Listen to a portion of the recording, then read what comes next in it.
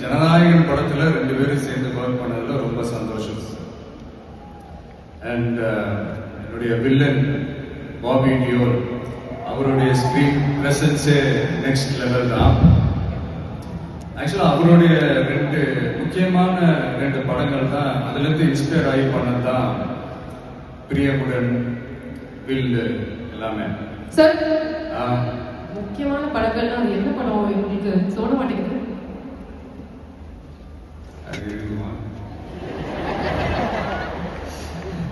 அதான் நான் ஷூட் ஸ்பாட்ல அவர்கிட்ட சொல்லும் போது இதே தான் நான் சொன்னேன். சார், உங்களுக்கே தெரியாம உங்க 2 படத்தை நாங்க சுட்டுட்டோம் சார்.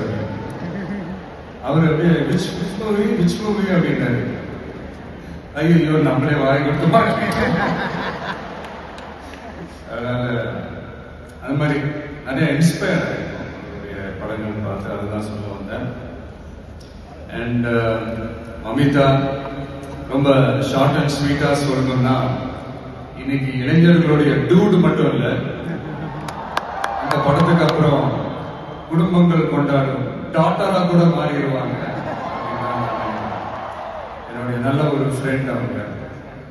அண்ட் பூஜா, தமிழ் சினிமாவின் மோனிகா பெலுச்சி,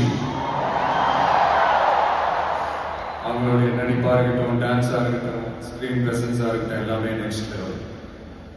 அண்ட் பிரகாஷ் ராஜ், ஜெனரலா ஹீரோவுக்கும் ஹீரோயினுக்கு தான் நல்ல கெமிஸ்ட்ரி ஒர்க் அவுட் ஆகும்னு சொல்லுவாங்கல்ல. எனக்கு ஆக்சுவலா எனக்கும் பிரகாஷுக்கும் நல்ல கெமிஸ்ட்ரி ஒர்க் அவுட் ஆகும்.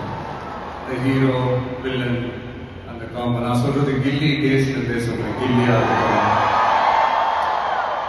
போக்கிரியா இருக்கட்டும், சிவகாசியா இருக்கட்டும், இல்லை இப்போ ஜனநாயகன் வரைக்கும் அந்த ப்ராசஸ்ல நான் ரொம்பவே என்ஜாய் பண்ணேன். தேங்க்யூ பிரகாஷ்.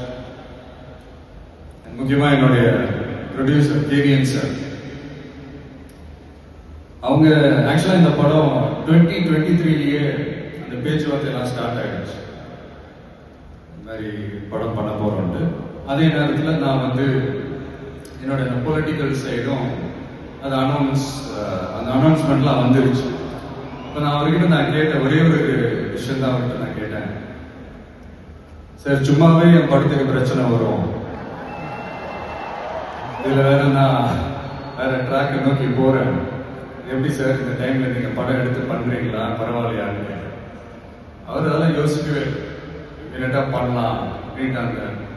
பாசிட்டிவ் வைப் எங்க மேல திருப்பி விட்டாரு. ஸோ இந்த நேரத்தில் அந்த படம் நீங்க எடுத்து பண்ணதுக்கு ரொம்ப நன்றி. நான் அதுல இருந்து ஸ்டார்ட்